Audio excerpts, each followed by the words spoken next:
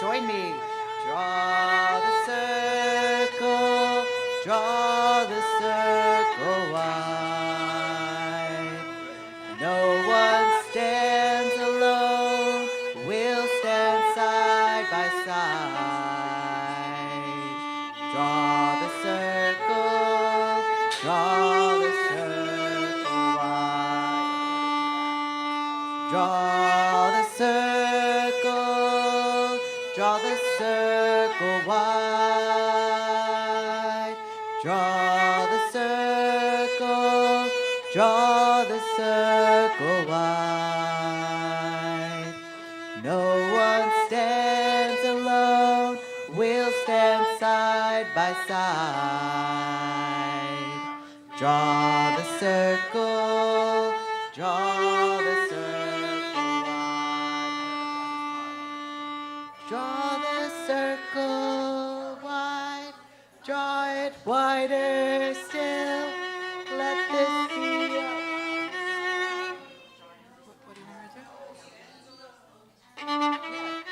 our song. No one stands alone, standing side by side. Do do do do do.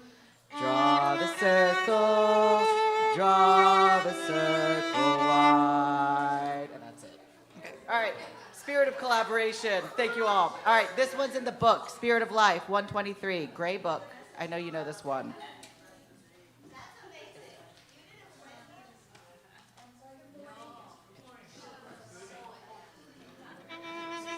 No, just give me a pitch. Ready, go. Spirit of life, come unto me. Sing in my heart all the stirrings of compassion. Float in the wind, rise in the sea, move in the hand, giving life the shape of justice. Roots hold me close, wings set me free. Spirit of life, come to me, come to me. Fuente de amor, ven hacia mí y al corazón cántale tu compasión. Sopla al volar, sube en la mar, hasta justicia de la vida. Arraigame, libérame, fuente de amor, ven a mí, ven a mí. All right. Now please join, stand up. Oh, let us gather at this river. Let us gather one by one. Let us gather at this river. Let us gather one by one. Oh, let us gather at this river. Let us gather one by one. Come on. Let us gather at this river. Let us gather one by one. Oh, let us gather at this river. Let us gather one by one. Let us gather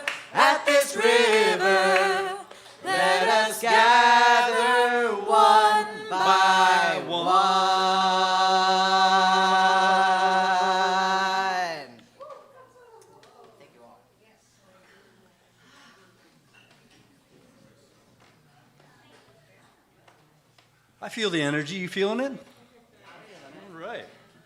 Good morning. Welcome to the beloved community at River of Grass Unitarian Universalist Congregation. We're delighted to have you here on this warm South Florida morning. YouTube is streaming, so let's begin our service by ringing the chimes.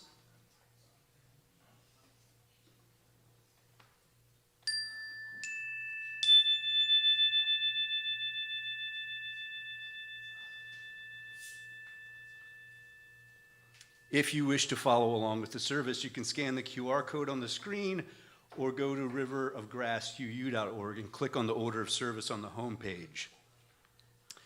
This beloved community, River of Grass Unitarian Universalist Congregation, is happy that you are here this morning, both here in person and love streamed on YouTube Live. We celebrate all these ways to gather our beloved community in body and in spirit as we go and grow and flow the river way.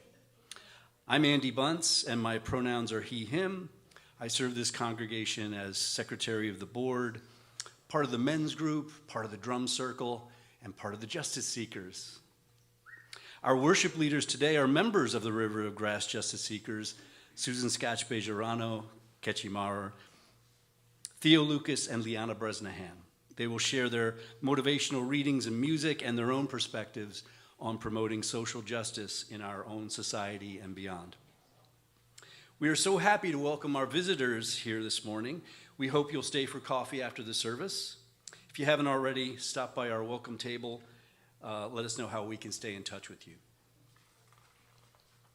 We welcome you all, those of you here in this room and everyone here via YouTube.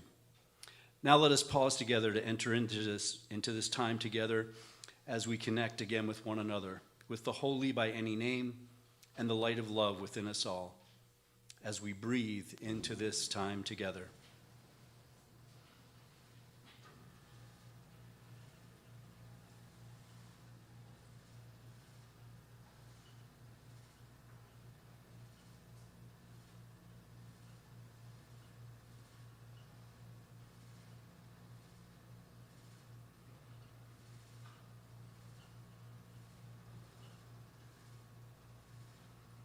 In this congregation, it is our mission to nurture our spirits, to love intentionally, and to create a just and healthy planet in our enduring search for truth, meaning, and faith. What we share here is not an unchanging dogma, but an affirmation that we are called to be agents of love and justice, and to build a world where everyone is cherished for who they are. River of Grass is an unapologetically progressive home for seekers of truth, boldly told, love freely given, hope never failing, answering the call for peace and justice for all living things and the earth. Our congregation was intentionally named to lift up the place where we reside, the life-giving Florida Everglades, ancestral lands of the Tequesta and Calusa people, whose memory we honor today. The Miccosukee tribe of Florida and the Seminole tribe of Florida are the present-day stewards of these ancestral lands. May we strive to live by their example. Marjorie Stoneham Douglas gave the poetic name River of Grass to the Everglades, and we honor her legacy by continuing to use her name. May our sacred time together today be one of caring, courage, transformation, and a call to action.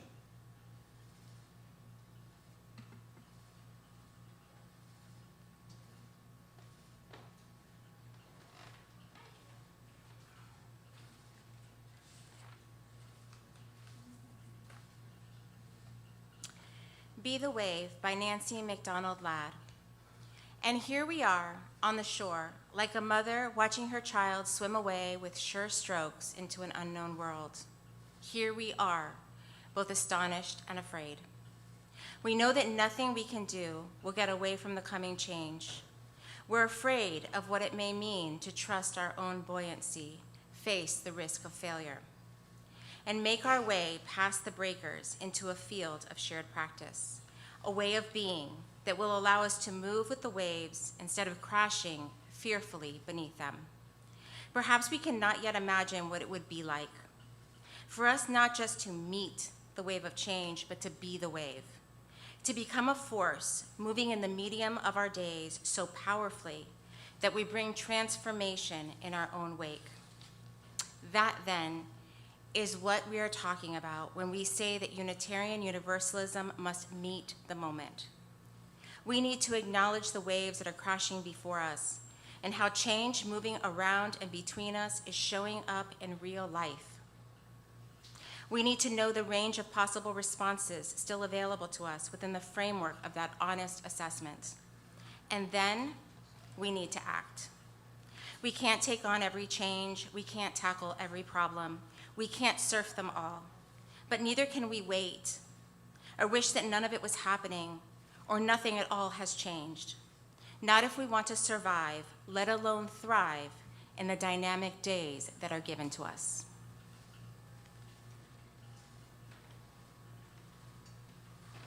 Our opening music this morning is hymn number 1053, How Could Anyone? Words and music are by Libby Roderick.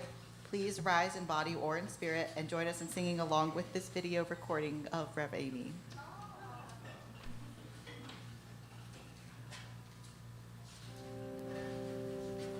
How could anyone ever tell you you were anything less than beautiful? How could anyone ever tell you you were less than whole? How could anyone fail to notice that your loving is a miracle? How deeply you're connected to my soul. How could anyone ever tell you you're anything less than beautiful?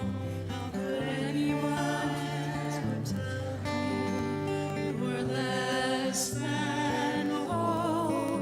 How could anyone ever tell you that your loving is a miracle?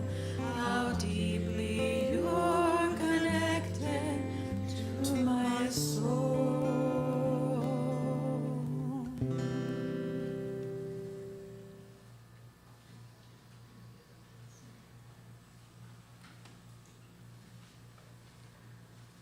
The flaming chalice is the symbol of our Unitarian Universalist tradition, a beacon of religious liberty shining through generations, now ours to hold high.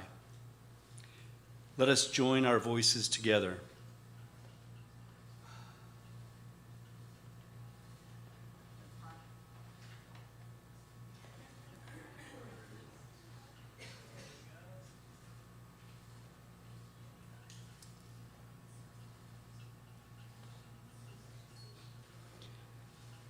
We light this flame to ignite the sacred power of justice. We light this flame so that it may be a beacon of hope in moments of uncertainty, fear, anxiety, and the unknown. We light this flame and are emboldened by its blaze, knowing our strength as a prophetic and powerful people is rooted in the diverse ways we answer the call to love. In the light of love, let us renew our covenant as we say together, love is the spirit of this congregation and service is its law. This is our great covenant, to dwell together in peace, to seek the truth in love, and to help one another. El amor es el espíritu de esta congregación y el servicio su ley principal. Esta es nuestra gran promesa, vivir juntos en paz, buscar la verdad a través del amor y ayudarnos mutuamente. Our wisdom story this morning is I Am We by Susan Verde. The illustrations are by Peter H. Reynolds, and it will be read by Theo Lucas.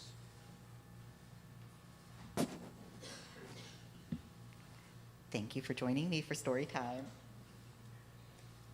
All right, so this is a book called I Am We.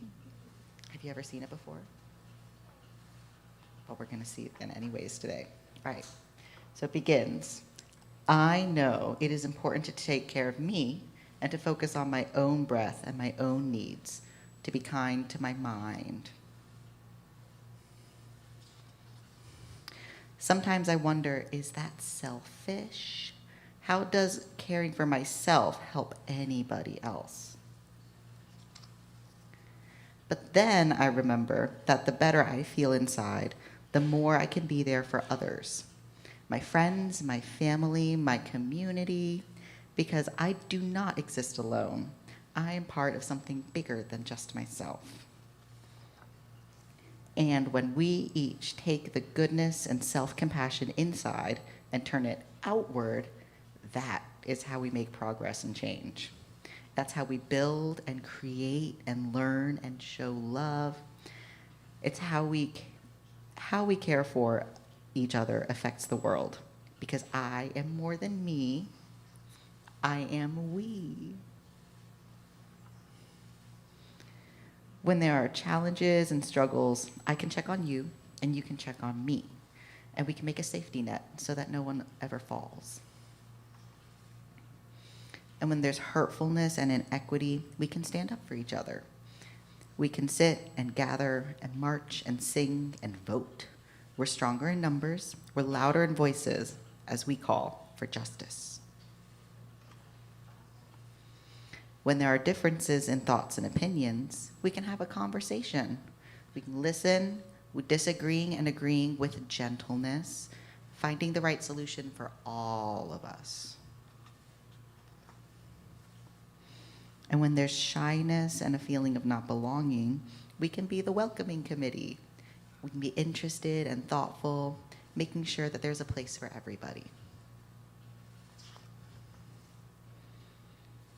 When there are problems that need to be solved with creativity, I can share my talents and you can share your talents, and we can combine our skills and ideas to dream of something spectacular. And when there are good times and successes and joy, we can celebrate. We can show our excitement and our pride and encourage each other to keep on rising. Connection is how I grow, and connection is how we grow. Connected is what we are. We're part of a worldwide community. It's diverse and magnificent, and it's kind and accepting, and it's supportive and present. All of us are important, and none of us are alone. I am not just me, I am we. And you are we. And if we put our heads and our hearts together, if we keep on caring for ourselves and each other, everything is possible.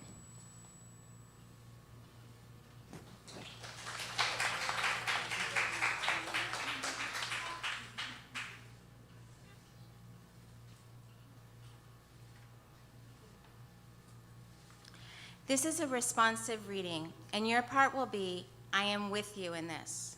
Let's practice once. I am with you in this.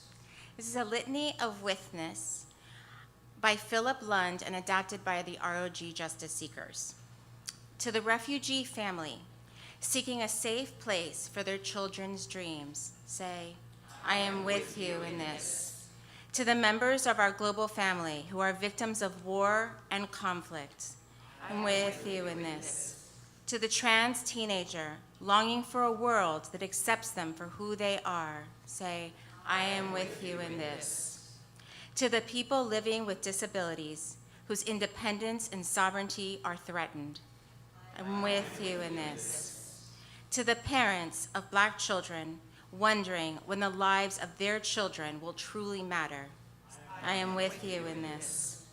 To the communities and individuals who have suffered violence at the hands of our government, say, I am with you in this. To the lonely, the frightened, the dispossessed, say, I am with you in this.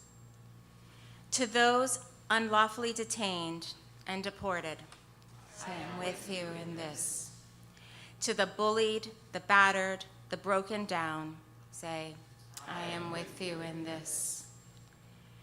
To the hungry and the homeless, to the silenced and the shamed, to the weary and the worried, say, I am with you in this.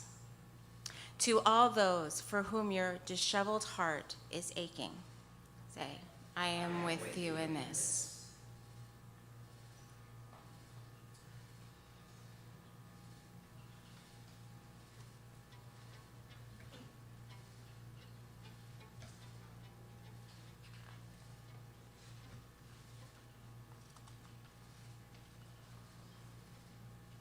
Our deepening music is I Am Willing by Holly Near.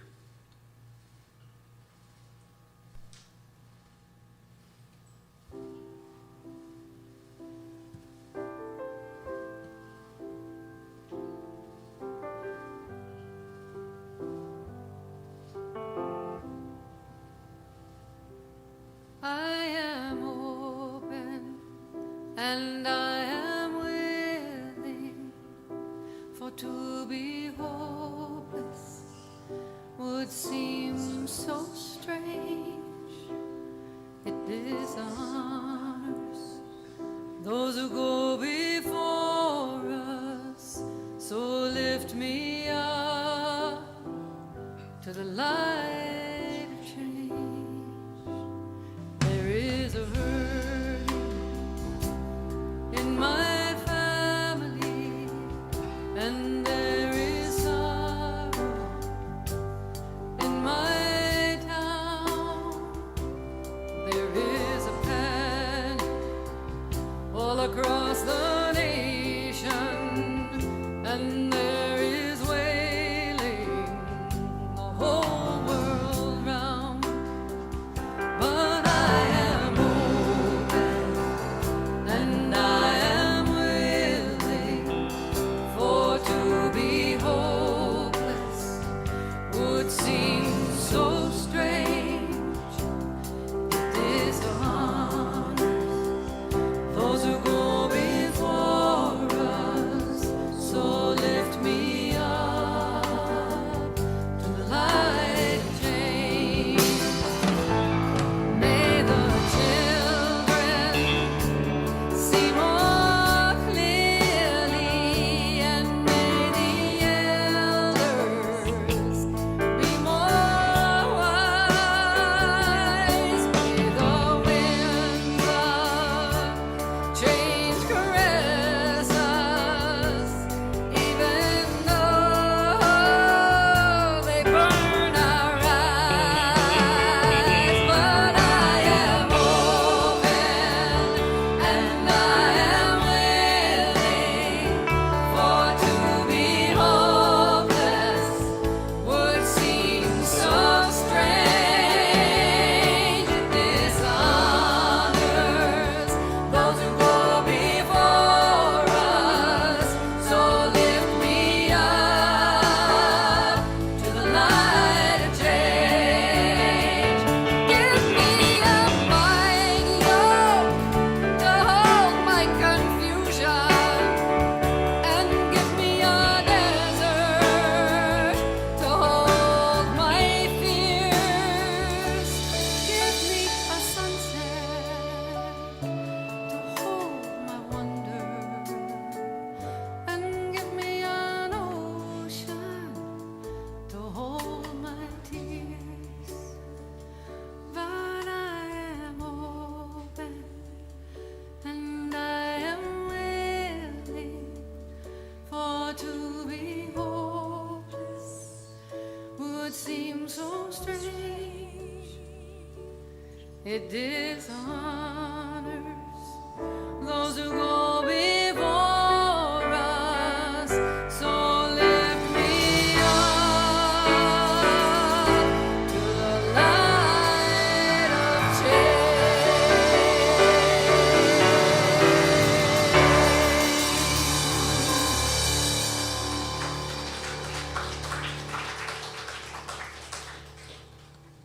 We lift these things, spoken and unspoken, written and unwritten, asking that our hearts be seen, even as we become seers of hearts, and that we may serve one another and those beyond our walls with love and thankfulness, today and every day. Amen, amen, amin, aho, ashe, namaste, blessed be, and so it is. Let's sing our musical response. It is the Gray Book, From All That Dwells Below the Skies. I didn't get the key for this one, so we're going to. From all that dwells below the skies, let songs of hope and faith arise. Let peace, goodwill on earth be sung, through every land, by every tongue. Amen.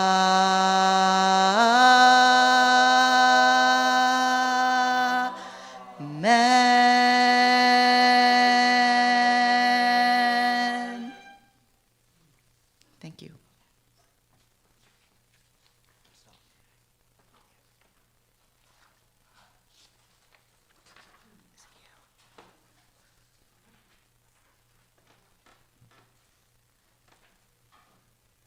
Good morning. Thank you for your words about Lori. She's in all of our hearts. As many of you know, I grew up in St. Paul, Minnesota, and today I'll share with you some of what my friends in the Twin Cities have shared with me about what's happened there the past 6 months, and it's been about 6 months. On the screen, you'll see photos of those who have loved more than they feared when trouble came to their town. Oh, you'll get the chili theme eventually. It's part of the theme. Anyway, perhaps you heard the recent term neighboring. It was born as people in the Twin Cities responded to the ice surge in their community and took care of their neighbors. I interviewed my dear friend Suzanne Quinn McDonald, a fellow UU in St. Paul. She said the response was fierce. It was a response of love thy neighbor. It touched the humanness in everyone. People really got it. How would you feel if someone did this to your daughter, your father, your loved one? We are all God's children, and there is no other. And no one was left alone. Sorry, I get so emotional about this. Anyway, there were many neighboring actions people took. Everyone was doing something. All responded to the question, what can I do? They walked children to and from school to help keep them and their parents safe. They created food networks at central locations, said, here's what we need. People delivered food. Groups sorted it out and packed it. Others delivered it to people's homes who didn't feel safe to go out for fear of getting stopped by ICE. They were observers. They created networks of communication. They trained people in nonviolent actions and to know their rights. They had whistles. If something was happening, people showed up and stayed present, like Renee Good and her wife did on that fateful day that Renee Good was shot and killed by ICE agents. Suzanne said people took risks, went way out of their comfort zones, continued to do good, and good was contagious. People started really seeing people. They took neighbors' laundry to laundromats, washed their clothes, and returned them clean. They created singing resistance groups and came together at local libraries to learn songs, then went out in groups, walking in neighborhoods in below zero weather, singing to bring comfort to loving presence and to calm people's nerves. People passed out snacks and food for the protesters who were out day after day in sub-zero weather. Suzanne reflected that support systems were just as important as the marchers. Everyone was valued. Everyone was needed. She herself was not able to go out and march, so she and many others made chili for those marchers who needed a hot meal and to warm up. Meanwhile, she sent her husband out to march. She said, "It was so good to see people's gifts rising to the surface and shining. But how did they stay strong?" I asked. "How did they keep going?" Because remember, that was months. It was months of that. Let me read you this from Minnesota Women's Press. When Katrin Welch attended a community gathering at the site where Renee Good was killed by an ICE agent on January 7th, she said, "I need to be here to ground with other human beings and know what is real. I get that conviction in myself so I can be inspired and empowered to continue mutual aid work, to get people groceries, to get kids home. My heart needs it. I've been living here for a few years, and I have never been anywhere where people cared better for one another. So I feel really grateful to be in this city right now, to be part of networks that are helping, that are resisting in such peaceful, nonviolent, and effective ways." And the stories go on and on. There's no time to tell you the moving stories of the restaurant owners on Nicollet Avenue, known as Eat Street, the location where ICE agents shot and killed ICU nurse Alex Preddy. The newspaper is on the wall, right back there by Peter. They're glowing faces and they're heartwarming stories if you wish to read more. The restaurant owners' stories tell of incredible courage and coming together, often not knowing what to do next, but even so, they stayed present. They stayed with open hearts and found their way. In the face of tragedy, it looks to me that we can let it harden us or soften us. By keeping their hearts open, softened, they had access to their highest good, guidance, and right action. They kept love at the center and grew stronger as people and as a community. Thank you.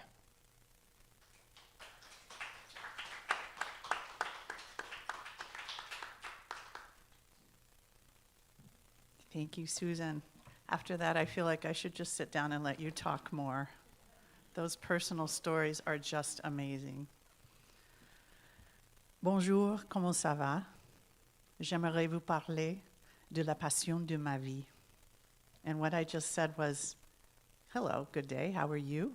I'd like to tell you a little bit about the passion in my life. So sort of a change in mood. Ooh la la. When I was 10 years old, I was obligated to begin learning a foreign language in my public school in Kansas City, Missouri. I chose French. I think that first foray into learning French was the genesis of my lifelong passion and my identity as a member of the global human family. I studied French all the way through school, and I majored in it in college. I studied in France for a year when I was in college. Along the way, I added German and Russian, study of, and eventually Spanish. To this day, learning a new language is my favorite thing to do. I was also raised a Baptist, and I spent most of my time at church. Sound familiar? I loved Jesus with all my fervent young heart, and I strived always to live by what I learned in Sunday school, to be good, to do good, to love my neighbor as myself, and to care for those less fortunate.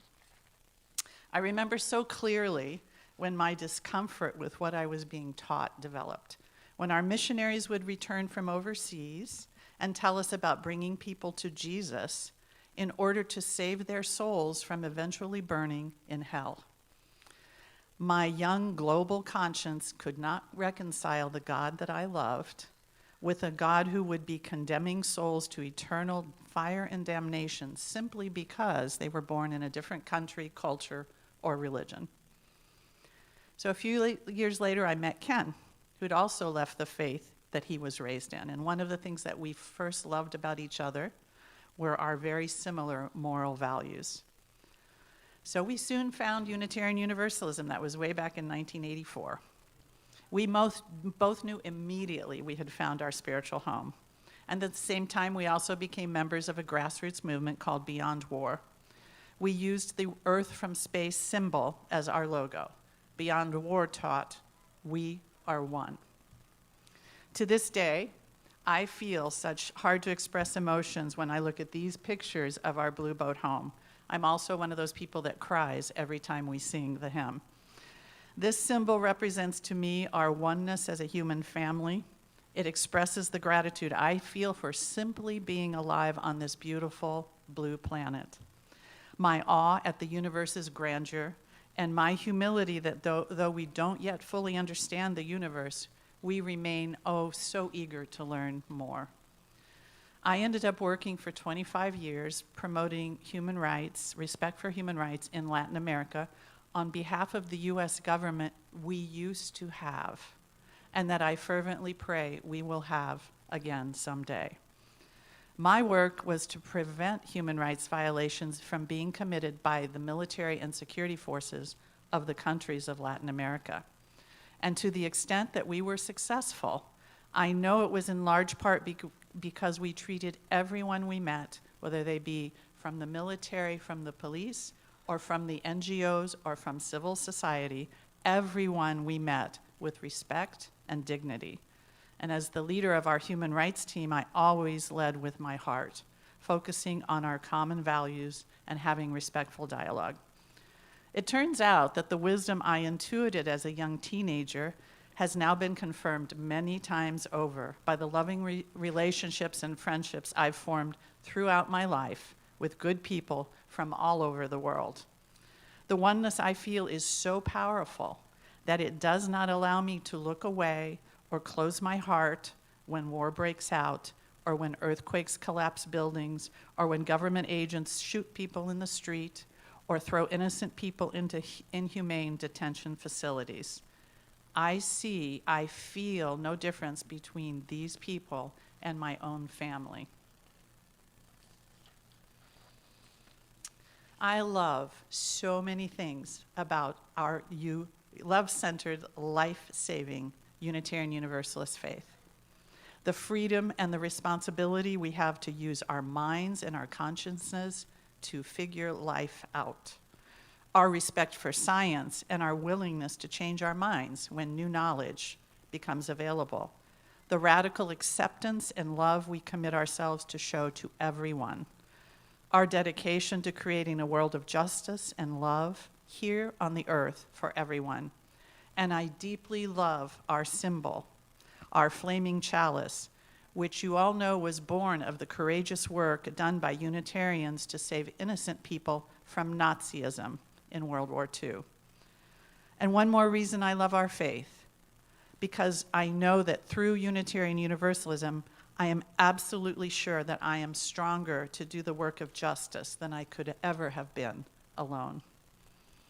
So my hope for myself is that I will once again find a way to do human rights work internationally, even at this Nana stage. Nana is grandma to my grandkids.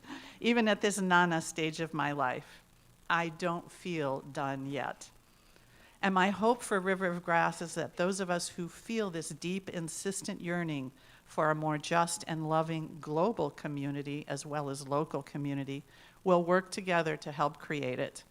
If you feel this yearning too, I hope you'll let me know, because I can't wait to see what we could create together.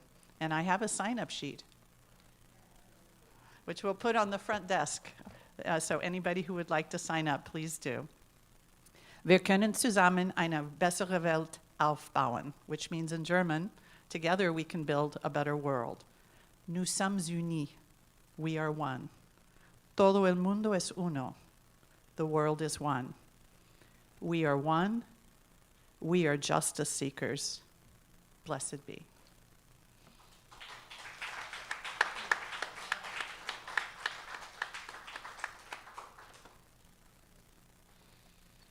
That was beautiful, Susan.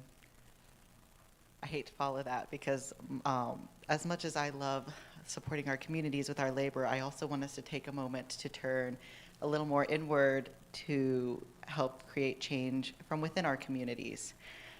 And I'm going to argue with you that I think the best way to do that is to disagree with each other more.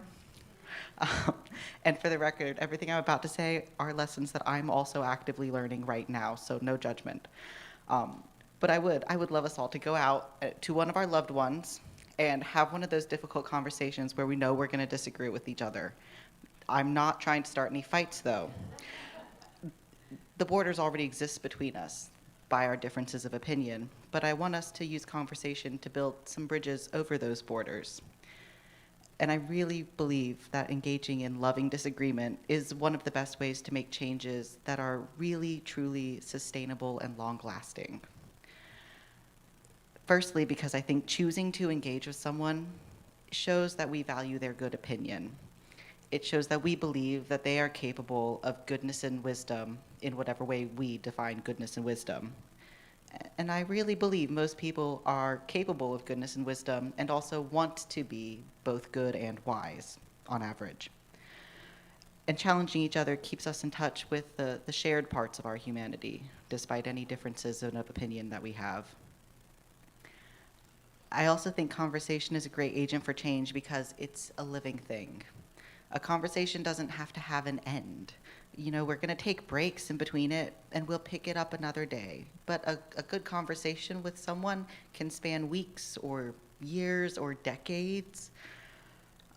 It'll grow and change with us as we grow and change. And our loved ones, our conversational partners, are going to take those conversations with them outside of the conversation. So even if it's a one-off, we can place the seeds of love in their heart. And even if we never see the fruits of that labor, that doesn't mean something's not growing inside them now. Problem is, how do we make sure our conversations are effective? I know we've all had a conversation. We've walked away from it so lost and defeated and certain of one thing, which is we never want to talk to that person again. So one of the first things I want us all to keep in mind when we're going into engaging in this work is when to end a conversation. You're not going to change anyone's deeply held beliefs in a 30-minute conversation. They have held that belief since they were 13.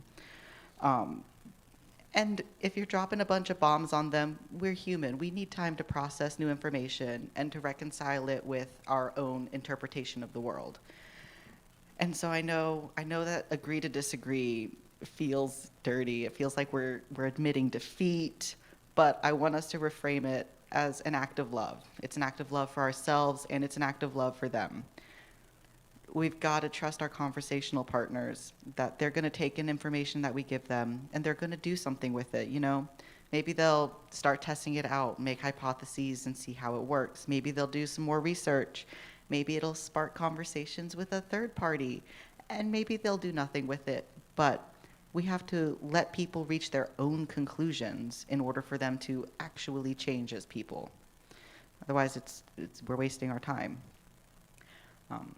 And the other thing we need to keep in mind when we're engaging in these tough conversations is that it is a two-way street. If a conversation's one-sided, nobody wants to talk to you. Nobody likes being lectured to. I don't know anyone who does. So if information is flowing both ways, things can happen. But then it feels dirty again, because it feels like when someone describes their train of thought to us and we see where they're making mistakes maybe, it feels like we're allowing them to be wrong when they voice their side of the argument. But that's important because they need to feel heard and understood as much as we need to be heard and understood. And so it's important to understand why someone thinks the way they do and to show them that we understand how they reach their conclusions. Because we have to have mutual understanding as the foundation before we can start working up to complicated things like transformation. And lastly, and most importantly, I want us to remember to have joy and levity.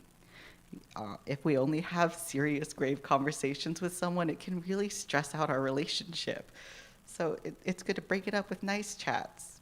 Because remember, you love this person a lot. If you are willing to engage in disagreement with someone, that's a sign that you love each other. So you're allowed to also joke around with each other. Keep the love at the center throughout it all.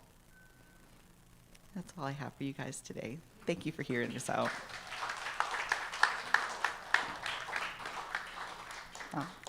Our closing music is All the World Is One by Kechi Mourer. Thank you for the recommendation, Susan.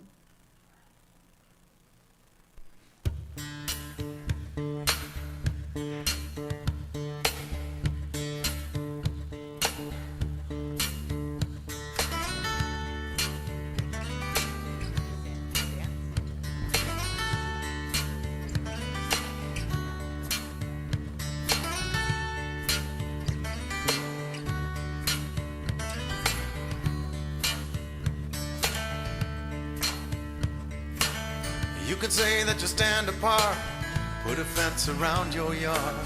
You can build a tall rampart, guard it with a gun. You can dig yourself a moat, burn the bridge and burn the boat. It won't matter that much, you know, 'cause all the world is one. All the world is one.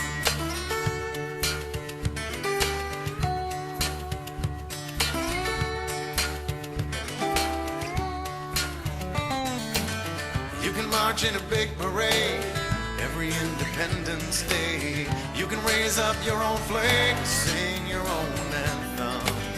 It'll ring out in the air with the other anthems there, till the winds of the earth declare all the world is one. All the world is one. Go and ask the Buddha when he's sitting under the tree. Go ask Walt Whitman when he's looking out at the sea. Ask Alan Shepard when he's standing up on the moon, staring at that pearl of blue. Ask an atom in the breath you take. Ask the water by the river bank. Ask a strand of DNA that's written in your blood. One life running in your veins, one life from one big bang. You can try and separate it, but all the world is one. All the world is one.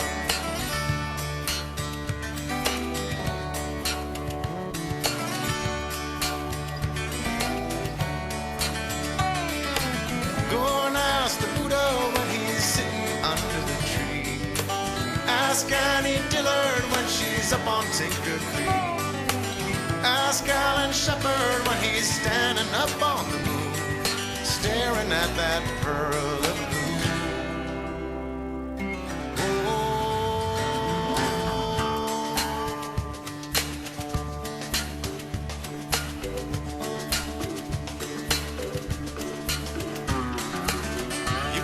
An outbound train, try to make a getaway. You can ride off like John Wayne to the setting sun. But earthlings don't leave town, they just go round and round until they figure out all the world is one. All the world is one. All the world is one.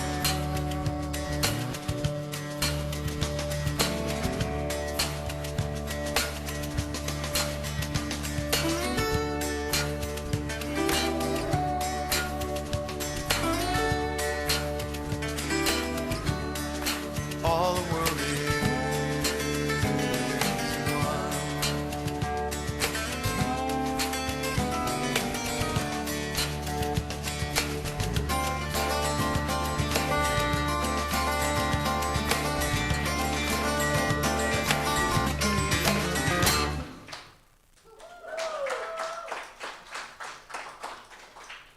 We extinguish this flame, but not the light of truth, the warmth of community, or the fire of transformation. These we carry in our hearts until we are together again.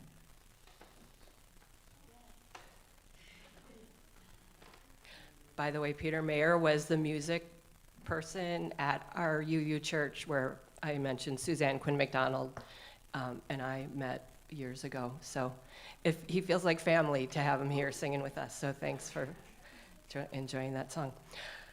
So, as we extinguish this flame, may we carry its warmth into the world, not as a memory, but as a promise. A promise that you deserve a place where your voice matters, where your laughter is treasured, and your silence is honored. You deserve a circle that sees your scars and your strength, your doubts and your radiance, and holds them with care. Let us be that circle for one another, a community of fierce welcome, wild grace, and radical hope. Go knowing you belong here. You always have.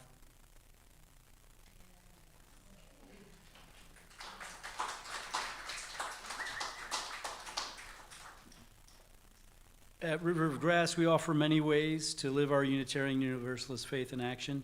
You'll find them in our weekly email, our Facebook page, and website, riverofgrassuu.org. Here are some upcoming opportunities to fulfill the mission and vision of this congregation and other announcements for the life of this beloved community. As summer draws to a close, our UU children and youths have continued to enjoy a season of crafts. This Sunday, they've been painting rocks in a collaborative fashion, passing them around so each kid can add their own inspiration. Remember, artistic growth is also spiritual growth.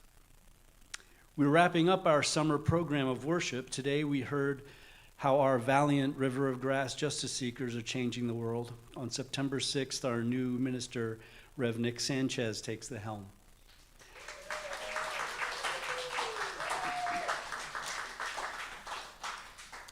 In between, we have Sunday, August 30th, and that's just going to stay our little surprise. In line with today's message, a call to social justice, here's just 3 instances in which the River Justice Seekers took a stand in our community, lifting our voices at the Folk Festival in Davie, standing up for democracy at a No Kings rally, and protesting the monstrous immigrant holding pen known as Alligator Alcatraz, which we're glad to say has been shut down. Our annual auction will be Saturday, December 5th. Thank you, Kathy Jens Rakow, for, yes. She found us a centrally located venue, the beautiful ballroom in the Sunrise Lakes Condo Phase 4 Clubhouse on Nob Hill Road, just south of Oakland Park Boulevard. This is our biggest fundraiser of the year, so join the planning team to make this auction happen. See Kathy Jens Rakow after service or email her at kjensrakow@gmail.com. Oh, we now have a theme, River's Got Talent. Calling all river rowers, our dynamic Rev. Nick will be having several opportunities to meet and chat with him, both in person and on Zoom. The dates and times are up on the screen. Come see why we already love him. For the Zoom link, email minister@riverofgrassuu.org. And Rev. Nick, do you have a few words for us?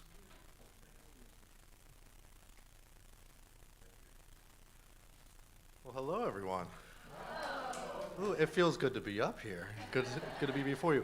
I wish that the first time I was speaking with you was on a sermon on a Sunday, but I have some important information for all of you, and I wanted you to hear it directly from me. Some of you, actually many of you, have gotten an email from somebody pretending to be Reverend Nick. And I want you all to know that I, the real Reverend Nick, will never ask you for money from an email. I will never ask you for gift cards from an email. I will never ask you to donate or click on a link for an email. On the off chance I do need something from you, I will call you. I will talk to you in person. You will know that it is me. But please, please, please be aware, we live in 2026, and it is an unfortunate reality that we have scammers out there who will try and take advantage of people who want to do good. And if you're very concerned, you can always email me directly at theminister@riverofgrassuu.org. You can call me, you can come see me after service, you can connect with me face to face in many of the real ways that we have to communicate with one another. And I just want you to know, I want you to be safe. I appreciate all of your concern, and I appreciate everybody's readiness to want to help out as much as possible. But please, please, please be safe. And no, I will not ask you for money from an email or to click a suspicious link. So thank you so much. I look forward to speaking with you. I'll drop the ball next week and the week after. Thank you so much.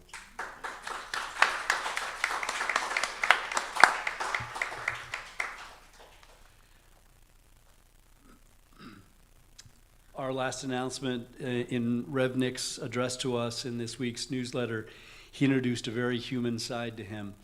In his journey to become our minister, he has been a locksmith, bartender, emergency medical technician, researcher, salesman, writer, painter, carpenter, project manager, handyman, store manager, caregiver, waiter, appliance technician, pizza deliverer, entrepreneur, construction estimator, operations manager, as well as a philosopher. And he uses that last skill to deal with multiple disabilities.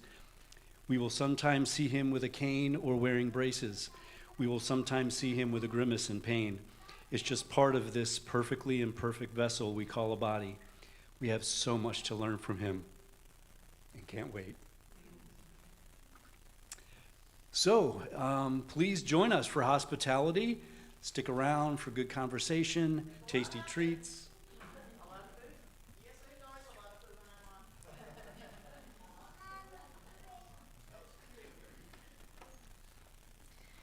In these changing times, let us be all the more vigilant to hold before us a vision of our world transformed and dare to transform ourselves to make it so.